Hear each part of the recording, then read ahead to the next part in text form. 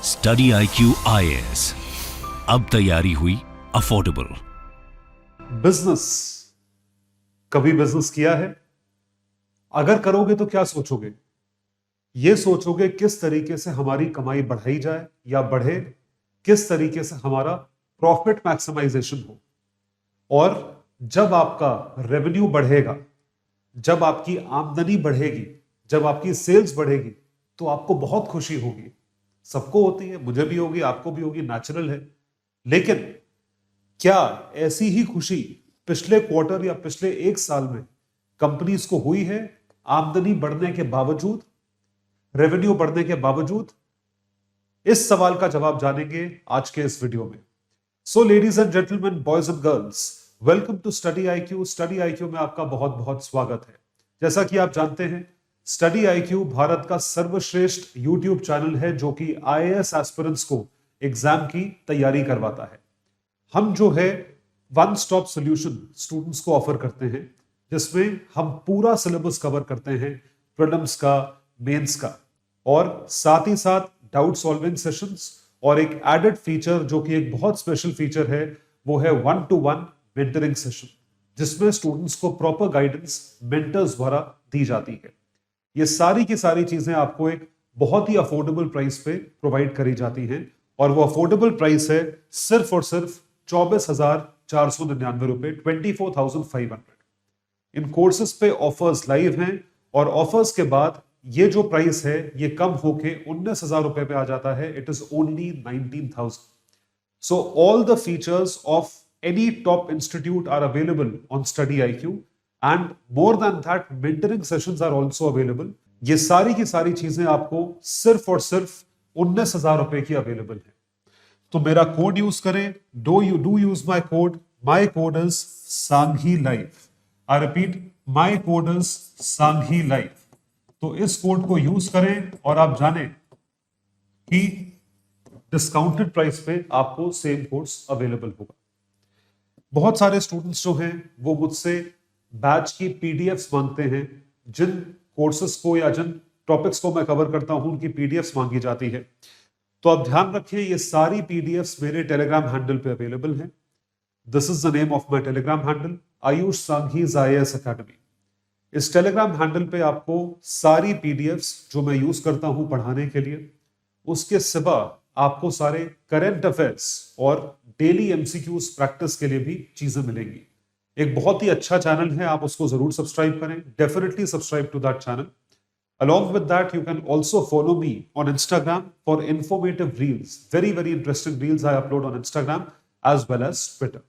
ये Instagram और Twitter के रिस्पेक्टिव हैंडल्स हैं जिसपे आप मुझे फॉलो कर सकते हैं। तो सवाल ये उठता है, जैसा आपके सामने लिखा है, कि कुछ कंपनीज ऐसी हैं जिनका टर्नओवर का मतलब है टोटल आपका रेवेन्यू कितना होता है। टर्नओवर का मतलब है आपने टोटल कितने रुपए की चीजें बेची। एक कंपनी ने कितने रुपए की चीजें बेची, उसको कहा जाता है टर्नओवर। टर्नओवर जो है कंपनीज का बढ़ा, लेकिन कंपनीज का जो प्रॉफिट आफ्टर टैक्स है वो कम हुआ। ऐसे कैसे? आपने जब अपनी आमदनी बढ़ाई तो जो आपकी बचत हो रही है वो कम कैसे हो रही है? इस चीज का जवाब जानेंगे। तो देखिए, the revenue of companies is rising, direct tax collection is rising. Direct tax collection यानी कि क्योंकि रेवेन्यू के बेसिस पे या जो प्रॉफिट है उसके बेसिस पे सरकार टैक्सेस चार्ज करती है, वो बढ़ रहा है। But profit of companies remain stagnant. Companies के जो प्रॉफिट्स हैं या तो वो सेम है या वो डिक्लाइन कर रहे हैं। They have either remained same और दे हैव डिक्लाइंड। मतलब कंपनीज को ज्यादा बेचने के बाद भी कम जो है आमदनी हो रही है, कम बच रहा है, कम प्रॉफिट हो रहा है, कम मुनाफा हो रहा है। ऐसा क्यों? ऐसा क्यों है? तो इस पे एक बहुत ही अच्छी एनालिटिकल रिपोर्ट आई थी बैंक ऑफ बड़ौदा की, और उसी रिपोर्ट के तहत एनालिसिस हुआ था तकरीबन 1920 कंपनीज का।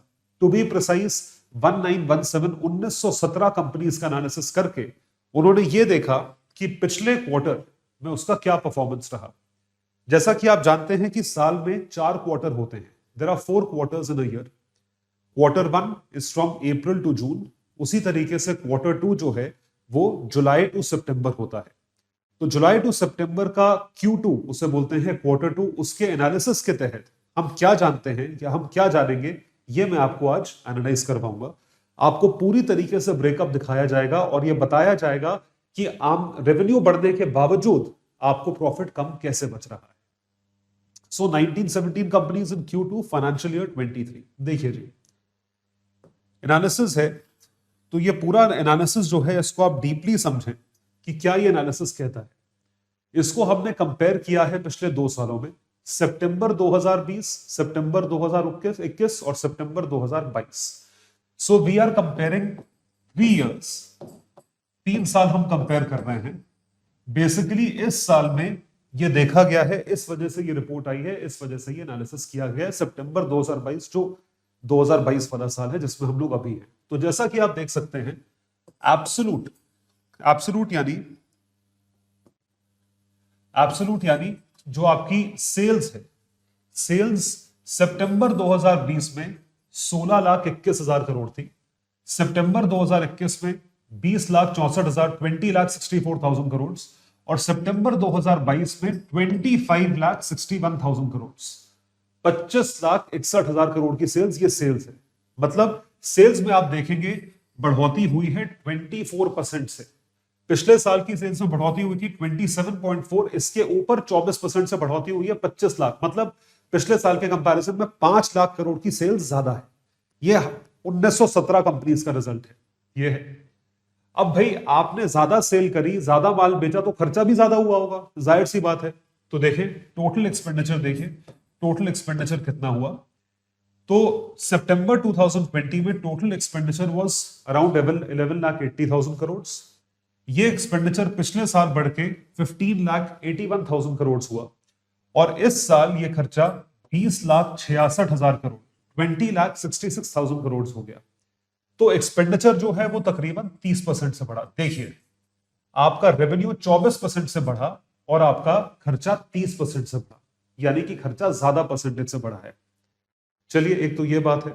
तो इसके बाद सिंपल सी बात है, सिंपल कैलकुलेशन है, सेल्स माइनस खर्चा, जितना मैंने बेचा और जितना मैंने खर्च किया उसको बेचने के लिए। तो दिस माइनस दिस हमारा एक लेवल पे क्या आता है, वी गेट ग्रॉस प्रॉफिट। तो जो हमारे पास बचेगा वो है ग्रॉस प्रॉफिट। 4,95,000 करोड़ का ग्रॉस प्रॉफिट हुआ इस साल। पिछले साल 4,83,000 करोड़ का था, इस बार उसके पहले 4,41,000 करोड़ का था। तो ग्रॉस प्रॉफिट में बढ़ोतरी जो है वो सिर्फ और सिर्फ 2.4% से देखी गई, 2.4% से। चलो 1 मिनट के लिए ये भी ठीक है कि कम से कम प्रॉफिट जो है एब्सोल्यूट नंबर्स में तो पिछले साल से ज्यादा दिख रहा है। लास्ट ईयर 4,83,000 था, इस बार 4,95,000 करोड़ से। अब हम इसको डिवाइड करते हैं प्रॉफिट बिफोर टैक्स पीबीटी और प्रॉफिट आफ्टर टैक्स। तो ग्रॉस प्रॉफिट से पीबीटी प्रॉफिट बिफोर टैक्स तक आने के लिए कुछ चीजें माइनस करी जाती है, जैसे डिप्रिसिएशन वगैरह जो है, ये सब चीजें एक्सक्लूड करी जाती है। वो एक्सक्लूड करने के बाद प्रॉफिट बिफोर टैक्स में और कुछ प्रोविजंस ऐसे हैं वो भी हटाए जाते हैं। तो इसको हटा के जो हमारे पास बचा इस साल, दैट वाज अप्रोक्सीमेटली 2,89,000 करोड़ और पिछले साल के कंपैरिजन में ये कम था। पिछले साल था 2,92,000 करोड़, इस बार 2,88,000 करोड़। तो प्रॉफिट बिफोर टैक्स जो है ये फिगर हमारी नेगेटिव थी, -1.3%। I repeat, -1.3%। तो जैसा कि आप देख सकते हैं प्रॉफिट बिफोर टैक्स ऑलरेडी है, लेकिन प्रॉफिट बिफोर टैक्स जो है वो -1.3% से ग्रो करा, मतलब पिछले साल के कंपैरिजन में कम हो गया। पिछले साल के कंपैरिजन में हमने कमाया ज्यादा, वी अर्नड मोर, लेकिन ये जो है प्रॉफिट बिफोर टैक्सेस हमारे कम हो गए। और अब इस पे टैक्स लगेगा, पीएटी। अब टैक्स लगेगा तो टैक्स लगने के बाद ये कितना रह गया, 2,18,000 crore, 2,19,000 crore approximately, which is -5.4% in comparison to last year। तो लास्ट ईयर जो है इट वाज 2,31,000 करोड़ और इस साल जो है वो है 2,19,000 करोड़, -5.4%। तो टैक्सेस लगाने के बाद जो है पिछले साल के कंपैरिजन में हमने इसमें कमी देखी है। ये एनालिसिस जो है ये 1900 कंपनीज के आसपास का जो एनालिसिस है Q2 का, ये हुआ है कि आमदनी जो है वो ज्यादा है, revenues are high, sales are high, expenditure obviously would be high, profits are all, gross profit is also high। उसमें आपने डेप्रिसिएशन प्रोविजंस वगैरह निकाले, तो यहां पे थोड़ा सा नेगेटिव फिगर हुआ, फिर टैक्सेस लगाने के बाद निकाला, तो इतने हाई सेल्स के बावजूद हमारे पास जो है कम प्रॉफिट्स बचे। तो कंपनी ने क्या सेल ज्यादा करी? यस। क्या प्रॉफिट ज्यादा कमाया? नो। सो एक और चीज दिखाते हैं, sector wise result of Q2। तो कुछ सेक्टर्स ऐसे हैं जो कि अच्छे परफॉर्म करें और कुछ सेक्टर्स ऐसे हैं जो कि बहुत बुरे परफॉर्म करें, और ये पीएटी के बेसिस पे कंपैरिजन है या अंडरस्टैंडिंग है, which is profit after tax. इसके बेसिस पे अंडरस्टैंडिंग यहां पे करते हैं। देखिए, कुछ कंपनीज ऐसी हैं जिनकी ग्रोथ पिछले साल के कंपैरिजन में 30% से ज्यादा हुई, मोर देन 30% ग्रोथ। मतलब पिछले साल अगर मैंने 100 करोड़ का माल बेचा तो इस साल 130 करोड़ का माल बेचा। पिछले साल अगर मैंने 100 टन्स ऑफ स्टील बेचा तो इस साल मैंने 130 टन्स ऑफ स्टील बेचा। देखिए, so gases and fuel, crude oil, hospitality और हॉस्पिटेबिलिटी, ये जो तीनों सेक्टर्स हैं, इसमें जो ग्रोथ देखी गई इस साल Q2 में वो 30% से ज्यादा देखी गई। लॉजिस्टिक्स, शिप बिल्डिंग, मीडिया, इसमें 20 to 30% ग्रोथ देखी गई। इलेक्ट्रिकल्स, कंस्ट्रक्शन मटेरियल 10 से 20% देखी गई। Textile, ferro manganese, plastic products, iron and steel, ये बहुत इंपॉर्टेंट सेक्टर है, इसमें 0 to 10% ग्रोथ देखी गई। माइनिंग, फोटोग्राफिक प्रोडक्ट्स, इसमें नेगेटिव ग्रोथ देखी गई। लेकिन जो प्रॉफिट आफ्टर टैक्स है वो इन सबका नेगेटिव था। PAT was negative, PAT negative था। आप जो है, आप ये सारी इंडस्ट्रीज हैं, ये वो इंडस्ट्रीज हैं जो कि पिछले साल के कंपैरिजन में ग्रो कर रही है, कोई 10%, कोई 20%, कोई 30%, कोई 30% से ज्यादा। लेकिन फिर भी आपने प्रॉफिट आफ्टर टैक्स जो देखा इन कंपनीज ने वो देखा नेगेटिव। आप समझ पा रहे हो? सेक्टर वाइज एनालिसिस है, ये सेक्टर्स मैं आपको बता रहा हूं, these are sectors which I am telling to you, this is what happened, ये चीज हुई। उसके बाद देखिए दूसरी तरफ अबव 30% जिनकी ग्रोथ हुई है, कुछ कंपनीज प्रॉफिट आफ्टर टैक्स उनका बढ़ा भी है, paper trading, education training, retailing, ठीक है, इन सबका प्रॉफिट आफ्टर टैक्स बढ़ा है। मिसलेनियस में कुछ कंपनीज आती हैं, agriculture industry, diamond and jewellery, infrastructure, इसमें 10 to 20% ग्रोथ देखी गई, ये पीएटी पॉजिटिव है। रियल एस्टेट, कंज्यूमर ड्यूरेबल्स, इसमें भी 0 to 10% है, इसमें भी ये पॉजिटिव है। अबव 30% ये पॉजिटिव है। तो ये सारी कंपनीज आप देख रहे हो 10, 20, 30% ग्रोथ देखने के बाद भी इनका पीएटी नेगेटिव है, इन सबका पीएटी पॉजिटिव है। लेकिन मैक्सिमम कंपनीज का इतनी हैवी ग्रोथ देखने के बाद भी क्यों, व्हाई इज इट सो, क्यों ऐसा है कि इनकी ग्रोथ जो है होने के बावजूद प्रॉफिट आफ्टर टैक्सेस कम है या नेगेटिव है, या ये कंपनीज अभी भी नुकसान में है? कोई तो रीजन होगा। वो रीजन क्या है, उस रीजन को एक्सप्लोर करना है हमें। तो आइए देखें इनके रीजंस क्या हैं। तो जैसा कि आप बोर्ड पे देख सकते हैं, रीजंस फॉर लो प्रॉफिट्स। भाई देखो, सिंपल सी बात है, अगर मैंने हाई सेल्स करी और मेरा खर्चा ज्यादा हुआ, मेरा खर्चा ज्यादा किस चीज पे हुआ? मेरा खर्चा ज्यादा हुआ स्पेसिफिक चीजों पे जो कि मैं यूज करता हूं अपना प्रोडक्ट बनाने के लिए, उसको बोलते हैं रॉ मटेरियल, उसको बोलते हैं इनपुट कॉस्ट। तो इनपुट कॉस्ट यानी रॉ मटेरियल की कॉस्ट अगर बढ़े तो क्या होता है, व्हाट डू वी सी, उसमें जो बाहरी चीज है या जो हम लोग बेचते हैं उस चीज में मुझे मुनाफा कम होगा। देखिए, लेट्स हैव अ लुक, जो मेरी इनपुट कॉस्ट है, इनपुट कॉस्ट बढ़े, राइट, और इनपुट कॉस्ट के बेसिस पे मैं जो भी चीज मैन्युफैक्चर करता हूं, जो मेरा फाइनल प्रोडक्ट है या फिनिश्ड गुड है जो मैं बेचता हूं, अगर मैं इसकी कॉस्ट नहीं बढ़ा रहा हूं, if I am not increasing the cost of my final product, final product की कॉस्ट नहीं बढ़ाई, इनपुट कॉस्ट की कॉस्ट, इनपुट की कॉस्ट बढ़ गई या इनपुट कॉस्ट मेरी बढ़ गई, तो मुझे नुकसान है, I am at a loss, क्योंकि मेरे रॉ मटेरियल की कॉस्ट बढ़ गई लेकिन मेरे बेचने की कॉस्ट नहीं बढ़ी। मेरी खरीद बढ़ गई है लेकिन मेरी बेच उतनी ही है। तो एक तो ये रीजन है कंपनीज के लॉसेस का। दूसरा ये रीजन है कंपनीज जो है वो फिनिश्ड प्रोडक्ट को इंक्रीज कर सकती हैं लेकिन उतने रेट पे इंक्रीज नहीं कर सकती जिस रेट पे इनपुट कॉस्ट बढ़ी है। अगर इनपुट कॉस्ट जो है वो 50% से बढ़ी है, if it has increased by 50%, finished product की कॉस्ट जो है वो हम 20% से ऊपर नहीं बढ़ा सकते। क्यों? क्योंकि आपकी डिमांड कम हो जाएगी। अरे खरीदने वाले के पास भी तो पैसे होने चाहिए, खरीदने वाला भी तो खरीदने वाला होना चाहिए। तो आपने कॉस्ट या आपने जो फाइनल सेलिंग प्राइस है वो उतने से बढ़ाया, लेकिन यहां पे जो इनपुट कॉस्ट है वो आपकी आधे से ज्यादा बढ़ गई, और ये वाकई में हुआ है। इसमें एक बहुत मेजर रोल प्ले करा है रशिया यूक्रेन वॉर ने, जिसकी वजह से हमारी इनपुट कॉस्ट, रॉ मटेरियल की कॉस्ट बहुत मैसिवली बढ़ गई। मेटल्स की कॉस्ट, आयरन ओर की कॉस्ट, फ्यूल की कॉस्ट, ये सारी कॉस्टिंग एक्सेसिवली बढ़ चुकी है। तो जैसा कि आप देख सकते हैं कंपनीज का खर्चा ज्यादा है। टू रीजंस, पहला है fuel cost, Russia Ukraine war, fuel cost has increased, and second is high raw material cost. Raw material की कॉस्ट बहुत मैसिवली बढ़ गई है, बहुत मैसिवली बढ़ गई है। So prices of iron ore have increased. Iron ore के प्राइसेस जो है 20% 30% ज्यादा है। फ्यूल कॉस्ट जिससे वो मैन्युफैक्चर होता है वो बहुत ज्यादा है। अब आयरन ओर से बनेगा स्टील। स्टील जो है वो कहां लगता है? ऑटोमोबाइल इंडस्ट्री में लगता है, गाड़ियों में। तो गाड़ियों की कॉस्ट आप कितनी बढ़ा सकते हो? अगर आयरन ओर 50% से ज्यादा महंगा हो गया, स्टील जो है वो महंगा प्रोड्यूस हो रहा है, क्या ऑटोमोबाइल सेक्टर भी उस रेट पे इंक्रीज कर सकता है? नहीं कर सकता, क्योंकि आपकी डिमांड अफेक्ट हो जाएगी, कोई खरीदेगा ही नहीं। So these are the primary reasons why the expenditure is high. Expenditure जो हाई मैंने आपको दिखाया था वो इन दो रीजंस की वजह से है प्राइमरीली। उसके बाद इंक्रीजिंग कॉस्ट ऑफ कैपिटल, इसका इंपैक्ट अभी दिखना बाकी है। ये मैं आपको बता रहा हूं, इसका इंपैक्ट दिखना बाकी है। आरबीआई का जो मॉनेटरी पॉलिसी रिव्यू आया है, लास्ट 2 मॉनेटरी पॉलिसी रिव्यूज जो आए हैं, उसके तहत जो हमने ऑब्जर्व करा है, इस चीज को ध्यान रखिएगा कि इंटरेस्ट रेट्स अगर ज्यादा होंगे तो ऑटोमेटिकली लोन महंगा जाएगा। लोन महंगा जाएगा तो उसका इंपैक्ट आपको कॉस्ट पे दिखेगा। सिंपल सी बात है, क्योंकि अगर मेरी खरीद महंगी है या मेरा लोन महंगा है तो जो भी कॉस्ट मेरी ऐड हुई वो इवेंचुअली मेरी सेल्स प्राइस में रिफ्लेक्ट होगी। That is something which is true. तो इस चीज का इंपैक्ट अभी दिखा नहीं है, मतलब इस चीज का इंपैक्ट दिखेगा तो मेरा खर्चा और ऊपर जाएगा।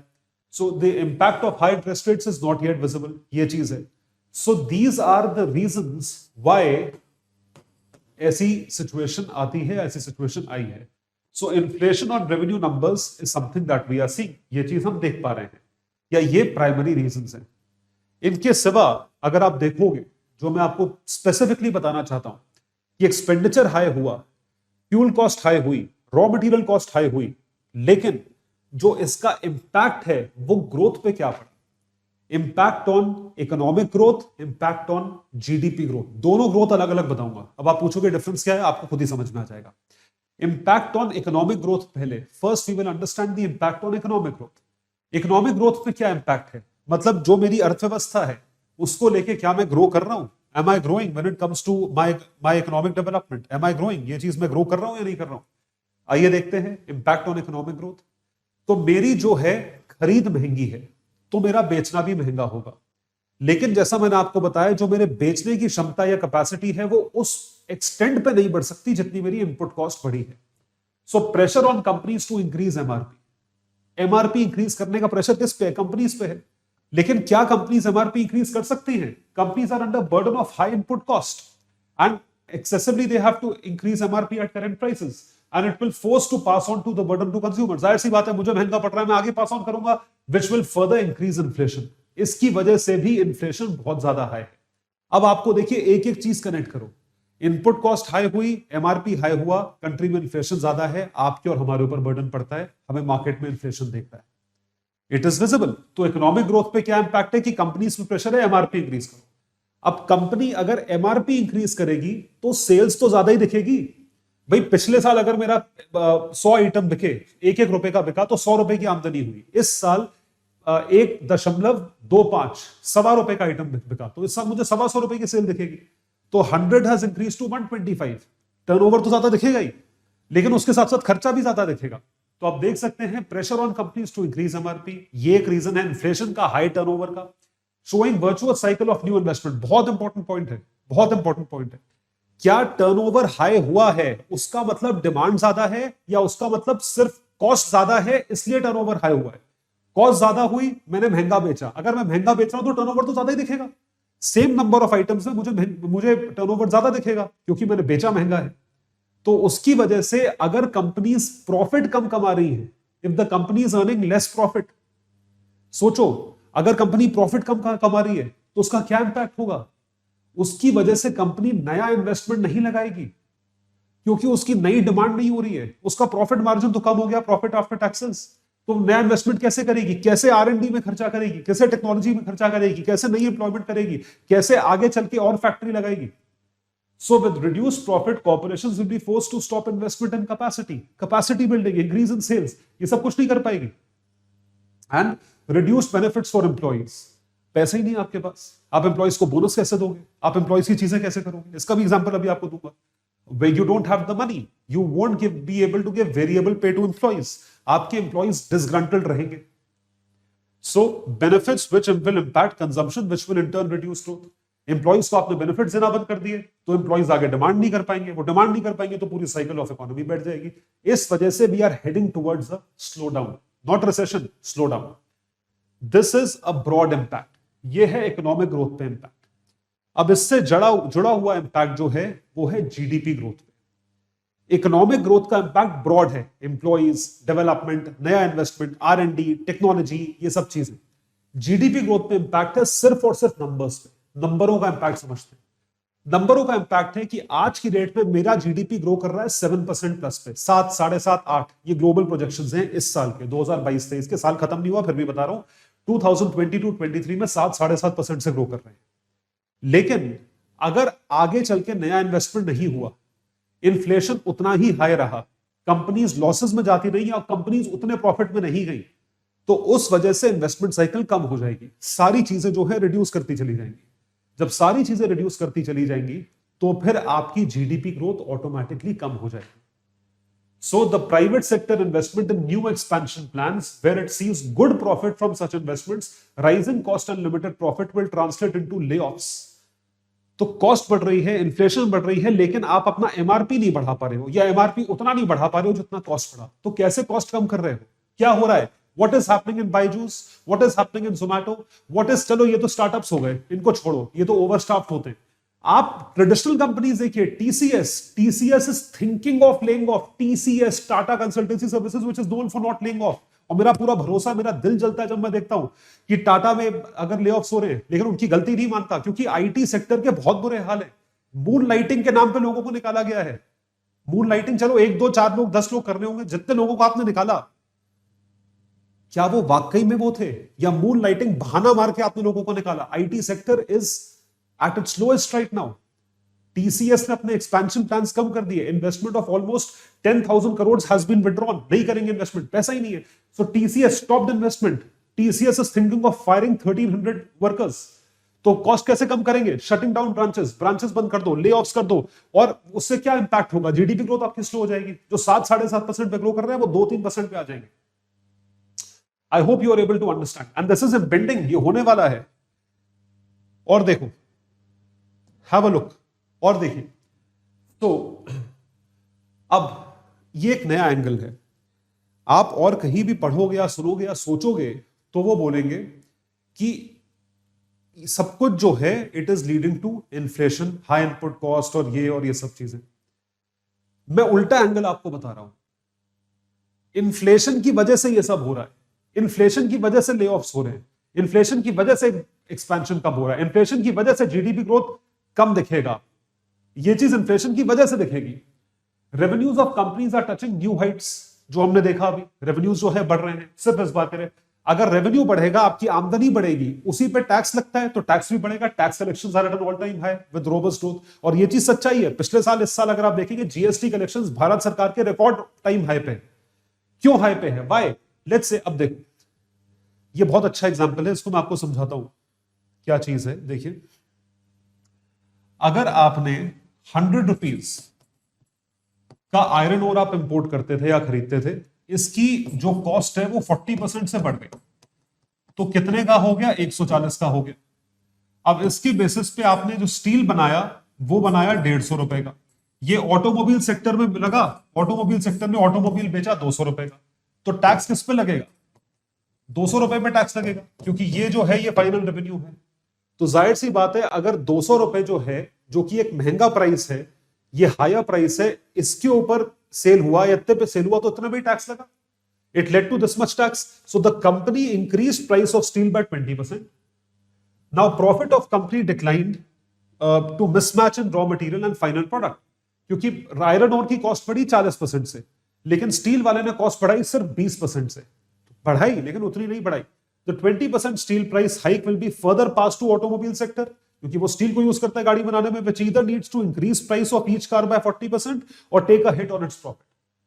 तो वो प्रॉफिट पे हिट लेगा। तो अगर वो 20% से भी हाइक करे तो भी उसके ऊपर टैक्स लगेगा, तो सरकार का तो टैक्स कलेक्शन बढ़ेगा। मैं कह रहा हूं 40% नहीं बढ़ा, 20% बढ़ा, तो 20% पे तो एक्स्ट्रा टैक्स लग रहा है। And which is why mining and automobile sector profits on negative growth. Profits हुए, रेवेन्यू बढ़ा, लेकिन उस पर टैक्स उस हिसाब से लग गया, तो प्रॉफिट्स आपके कम हो गए।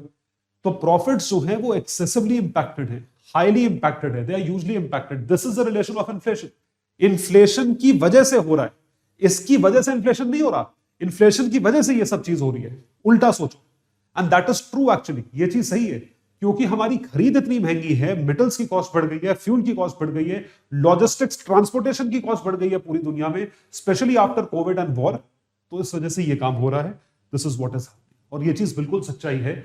So what is the impact on export competitiveness? सारे एंगल्स एक्सप्लोर कर रहे हैं, reasons of such high cost, low profits and such high revenues. उसके बाद हमने एक्सप्लोर करा इकोनॉमिक ग्रोथ, फिर जीडीपी ग्रोथ, उसके बाद मैंने आपको बताया जो तीसरा एंगल था जो हमने अभी डिस्कस करा, रिलेशन विद इन्फ्लेशन। अब हम लोग देख रहे हैं एक्सपोर्ट कंपेटिटिवनेस, बड़ा इंटरेस्टिंग एंगल है।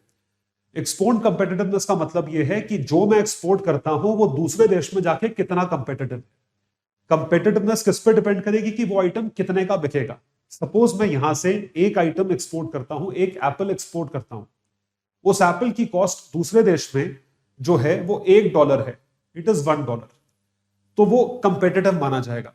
लेकिन अगर उस एप्पल की कॉस्ट बढ़ के $1.5 हो जाए तो वो दूसरे देश में कम कंपेटिटिव हो जाएगा, it will be less competitive, जो एक्चुअली में भारत के साथ हो रहा है। क्योंकि हम इतने हाई इन्फ्लेशनरी सिचुएशन में हैं, तो मेरी जो मैन्युफैक्चरिंग है वो महंगी है। अगर मेरी मैन्युफैक्चरिंग महंगी है तो मेरा एक्सपोर्ट भी महंगा होगा, और अगर मेरा एक्सपोर्ट महंगा होगा तो दूसरे देशों में मेरे एक्सपोर्ट की या मेरे गुड की वैल्यू कम हो जाएगी, कंपेटिटिवनेस कम हो जाएगी। उसकी वजह से वो इंडिया से इंपोर्ट ना करके वो दूसरे देशों में जाएंगे, चाइना में, बांग्लादेश में, वियतनाम में, जहां पे रेट ऑफ इन्फ्लेशन कम है। इंडिया में रेट ऑफ इन्फ्लेशन 7%, 7.5% जा रहा है। चाइना में इन्फ्लेशन रेट आज भी 1-2% पे है, तो वो सब चाइना से इंपोर्ट करेंगे। देखो, textile orders move to Bangladesh, Vietnam, when prices of yarn जो बेल्स होती है, cotton bales, increase in India, चली गई, वहां पे शिफ्ट हो गई। 1 मिनट लगता है शिफ्ट होने में। So reduce profit will reduce investment in new technology which will make product competitiveness obsolete over time. Competitiveness रहेगी नहीं। This is the impact on export competitiveness, this is true, ये चीज सच्चाई है। और देखो, रोल ऑफ गवर्नमेंट, अब यहां पे सरकार को क्या करना चाहिए? जिसका कोई नहीं उसका कौन?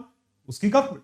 If there is a slow down because of high inflation, government has to resort to techniques, it has to resort to expansionary policies, it has to resort to quantitative easing जो यूएस ने करा था। ये सारी चीजें सरकार को करनी पड़ेंगी in order to increase investment, in order to increase demand, in order to increase the spending power in hands of people. So तो क्या है? First government to control root cause of problem. Root cause of problem क्या है? Inflation. Inflation को कम करने के लिए क्या किया है? आरबीआई ने रेपो रेट्स बढ़ाए हैं, लेकिन आरबीआई के रेपो रेट्स का इंपैक्ट दिखने में लगेगा टाइम, वो इंस्टेंटली नहीं दिखेंगे, वो टाइम लगेगा। तो second, government has to reduce taxes. Government ने जो है अपने टैक्सेस को रिड्यूस करा so that high raw material cost is muted and product remains competitive. जितना आपने एक्सेसिव रॉ मटेरियल की कॉस्ट है, रॉ मटेरियल की जो कॉस्ट बढ़ी सो बढ़ी, उसके ऊपर तुम टैक्स लगा के उसे और महंगा कर दो, तो आप टैक्स को कम कर दो, कुछ तो कम होगा, जिससे कि इनपुट कॉस्ट कम होगी तो आउटपुट कॉस्ट कम होगी। तो ये है example, reduce taxes on petrol help to cool down prices of petrol. और पेट्रोल हर चीज में यूज होता है, ये है, ये गवर्नमेंट ने इमीडिएट मेजर लिया। उसके बाद देखिए, third, government can streamline processing and logistics. Processing को, लॉजिस्टिक्स को स्ट्रीमलाइन करिए। आपको पोर्ट्स की कैपेसिटी बढ़ानी पड़ेगी, माइंस की, कंटेनर्स की कैपेसिटी बढ़ानी पड़ेगी, कंटेनर्स की होल्डिंग कैपेसिटी बढ़ानी पड़ेगी, आपको प्रॉपर प्रोडक्ट्स प्रोवाइड करने पड़ेंगे। कितने कितने प्रोडक्ट्स तो कंटेनर्स में रखे रखे सड़ जाते हैं, उस चीज को आपको ठीक करना पड़ेगा। सो companies reduce extra expenditure. Example, transportation milk and fruits through cold storage trains. Government ने कोल्ड स्टोरेज ट्रेन्स चलाई है ताकि ये वेस्ट ना हो आइटम, तो ये चीज करी गई है। So greatly reduced expenses due to rotting and boosted profit. ये सब चीजें हुई है। This is the role of government and it's a very effective role of government, जहां पे ये काम किया गया है या ये किया जा रहा है in order to be able to control inflation, in order to be able to do things in a proper fashion, in order to be able to make companies realize कि नहीं भाई, आप ज्यादा बेच रहे हो तो आपको भी फायदा हो रहा है। वरना हम एक ऐसी इकोनॉमी की तरफ चल पड़ेंगे जो कि एक एंटी कैपिटलिस्ट इकोनॉमी है, जहां पे आप काम जितना मर्जी कर लो लेकिन पैसा बचता ही नहीं, तो मोटिवेशन लेवल्स लोगों के कम हो जाएंगे, लोग काम करना ही छोड़ देंगे, which is a very dangerous position, ये ध्यान रखिएगा। सो गाइस, कैसा लगा आपको ये टॉपिक? इसी टॉपिक के ऊपर मैंने यहां पे क्वेश्चन बनाया हुआ है, तो ये प्रीलिम्स का क्वेश्चन है, आप देख सकते हैं। Which among the following are impact of rising inflation? Increase in competitiveness of export. Increase नहीं होता है, decrease होता है. One is wrong. Increase in prices of product. Yes. Decrease in profit of companies. Yes. Increase in tax collection. Increase in tax collection. ये बिल्कुल होगा inflation का impact, यही चीज हम देख रहे हैं। Uptake of private investment, private वाला इन्वेस्ट नहीं करेगा क्योंकि इन्फ्लेशन इतना ज्यादा है। 2, 3, 4 are correct, so the answer is B for Bombay.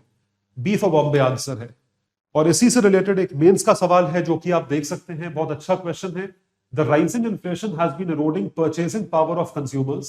Analyze steps taken by government to control inflation and suggest ways to boost GDP growth.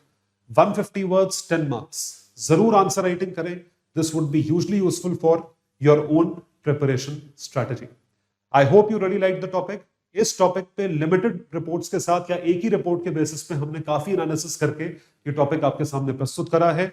ये जो पीडीएफ है ये आपको अवेलेबल रहेगी मेरे टेलीग्राम हैंडल पे, Ayush Sanghi's IAS academy. Spelling of Ayush is 2 S's, extra S. Alright guys, see you in the next video. Thank you so much. Bye. Take care. All the best. Study IQ IAS, अब तैयारी हुई affordable.